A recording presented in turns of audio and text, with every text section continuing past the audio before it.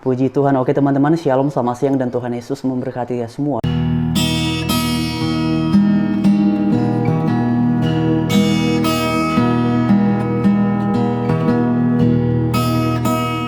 Dan seperti semua teman-teman ketahui terkait dengan Paulus Sang, dan beberapa saat yang lalu sebelum saya membuat konten ini, saya baca berita dan ternyata pihak DPR juga ikut bersuara. Nah, seperti yang kalian semua bisa perhatikan di screen. Nah, ini dia. Di sini dituliskan tanggapi Jose Paulus Sang, DPR mungkin perlu diperiksa kejiwaannya.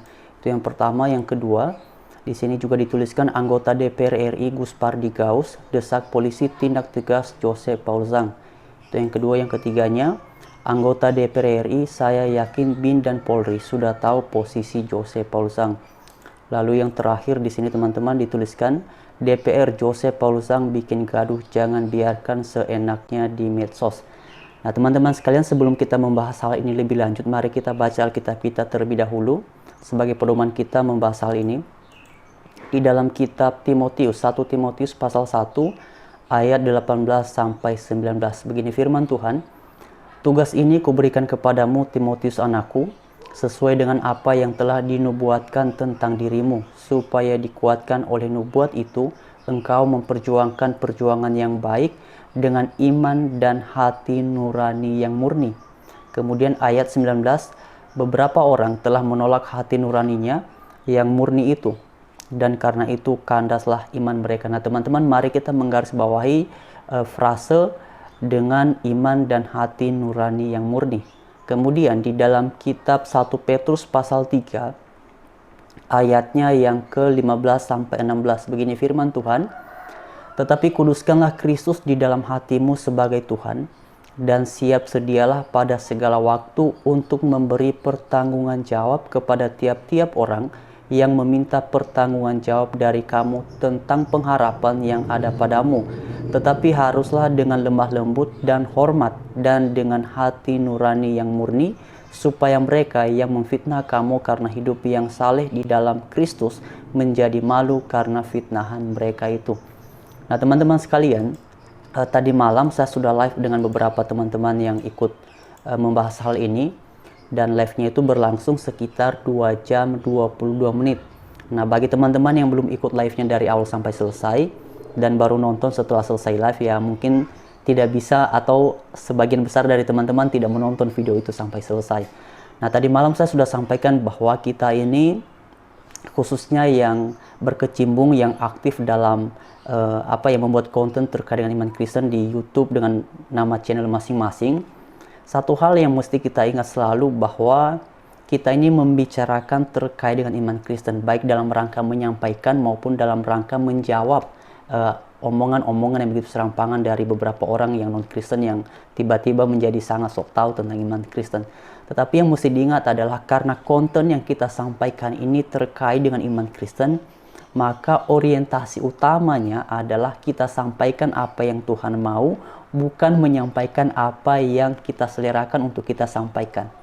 Ya teman-teman, jadi kita diingatkan oleh bagian firman Tuhan dalam 1 Timotius tadi ini, 1 Timotius pasal 1 ayatnya yang ke-18 dan juga ke-19, juga dalam kitab 1 Petrus pasal 3 ayat 15 dan ke-16. Ada dua kata yang diulang di sini, yaitu terkait dengan hati yang murni, hati yang bersih. Nah, karena itu pada kesempatan ini saya mau mengajak kita semua berpikir dan menjadi lebih bijak lagi di waktu-waktu ke depan dalam kita menyampaikan apa yang kita imani, dalam kita menjawab orang-orang di luar sana yang begitu serampangan terkait dengan iman Kristen.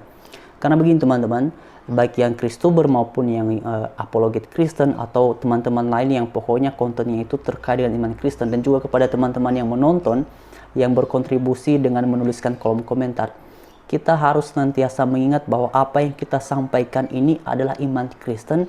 Maka yang perlu kita ketahui, haruslah kita sampaikan apa yang Tuhan mau, bukan apa yang kita selerakan.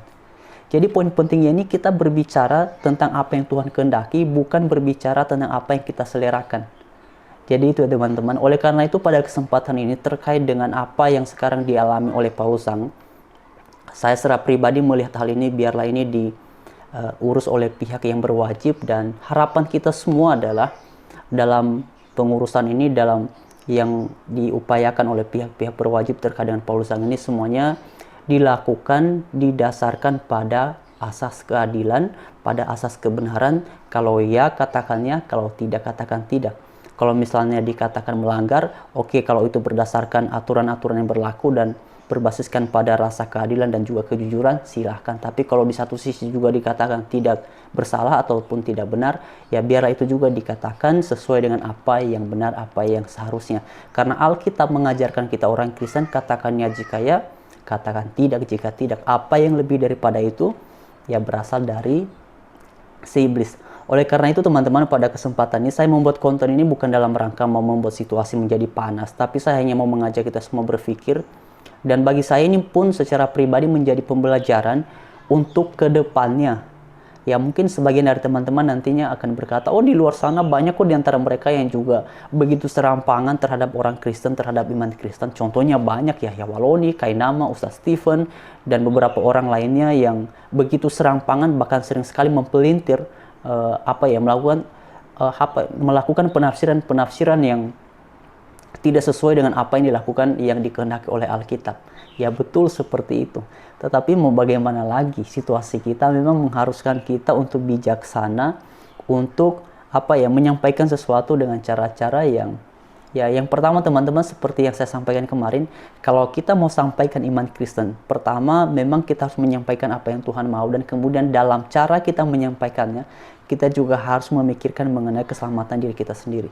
Karena itu pada kesempatan ini dan lagian Alkitab juga sudah memberikan kita petunjuk bahwa dalam kita mempertanggungjawabkan iman, pengharapan yang ada pada kita kepada orang-orang yang mempertanyakannya, termasuk kepada mereka yang serampangan terhadap iman Kristen, yang motivasinya adalah haruslah dengan hati yang murni, haruslah dengan hati yang melekat kepada Kristus.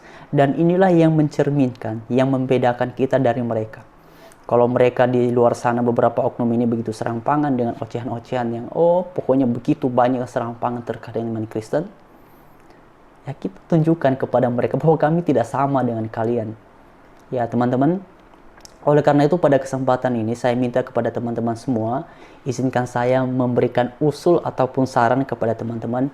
Mari, karena saya sangat yakin mungkin sebagian dari teman-teman tidak punya channel Kristen, atau pada dasarnya memang tidak berminat untuk membuat channel terkait dengan iman Kristen, tetapi lebih rutin memberikan tanggapan di kolom komentar. Sekali lagi saya ingatkan, setiap komentar teman-teman, setiap tanggapan kita yang kita buat, saya pun menjadi belajar ya, bukan berarti saya memposisikan diri, saya lebih baik daripada teman-teman semua, tidak seperti itu.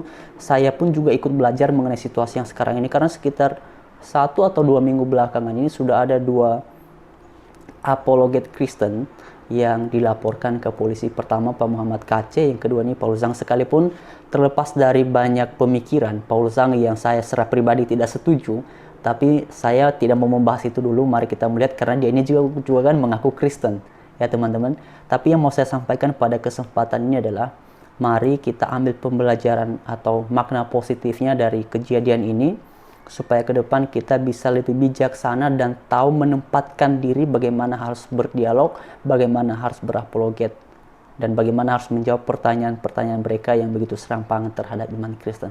Oleh sebab itu saya hanya bisa menghimbau kepada teman-teman semua, tetapi tadi saya sudah bacakan 2 bagian Alkitab yang menjadi dasar saya menanggapi ataupun ikut memberikan himbauan kepada teman-teman untuk menjaga hati nurani kita tetap murni, dengan lemah lembut, dengan hormat dalam mempertanggungjawabkan iman yang ada pada kita. Seperti dikatakan di sini dalam kitab 1 Petrus pasal 3 ayatnya yang ke-16 di bagian bawahnya teman-teman, tetapi haruslah dengan lemah lembut dan hormat dan dengan hati nurani yang murni. Jadi itu teman-teman, ada penekanan yang begitu indah di sini, haruslah dengan lemah lembut, hormat, kemudian diteruskan lagi hati nurani yang murni. Jadi saya hanya bisa menghimbau kepada teman-teman semua, teman-teman menuruti, setuju dengan saya, ya puji Tuhan. Teman-teman juga tidak setuju dengan saya, yaitu boleh-boleh saja, karena masing-masing kita punya pemikiran yang berbeda, punya cara cara pandang yang berbeda dalam menyikapi sesuatu. Tetapi saya hanya mengusulkan dan menghimbau saja, karena saya rasa ini perlu saya sampaikan. Dan kembali lagi kepada teman-teman semua, apakah teman-teman setuju atau tidak, ya itu urusannya teman-teman. Tapi sekali lagi saya sampaikan, kita ini membicarakan terkait dengan iman Kristen, dan Alkitab sudah berikan kita petunjuk. Pertama tadi dalam kitab Timotius pasal 1 Timotius pasal 1 ayatnya yang ke-18 sampai 19, dan juga dalam kitab 1 Petrus pasal 3 ayat 15 sampai ke-16, bahwa dalam mengkomunikasikan iman Kristen haruslah dilakukan dengan lemah lembut, hormat, dan dengan hati nurani yang bersih. Artinya selain daripada itu, kita juga harus menyampaikan apa yang Tuhan mau, bukan apa yang kita selerakan. Karena konten yang kita bicarakan adalah konten iman Kristen yang harus berbasiskan pada pernyataan Alkitab. Jadi sekian teman-teman, saya berharap apa yang saya sampaikan ini dipahami dan dimaklumi oleh teman-teman kalau ada kekurangan. Terima kasih, selamat siang, Tuhan Yesus memberkati, dan mari terus kita dukung dalam doa Pak KC supaya Tuhan berikan hikmat bagaimana harus menyampaikan iman Kristen, juga kepada Paulus Zhang supaya Tuhan tolong agar ada hikmat dari Tuhan sehingga beliau bisa bijaksana juga dalam menyikapi sesuatu, dan terlebih daripada semuanya itu kita serahkan semua kita ke dalam tangan kuasa Tuhan supaya semuanya bisa memperoleh hikmat daripadanya, dan kita tahu bagaimana harus berkomunikasi, kita tahu bagaimana harus menempatkan diri pada situasi tertentu. Jadi terima kasih sekali lagi, Tuhan Yesus memberkati kita semua. Haleluya. Shalom.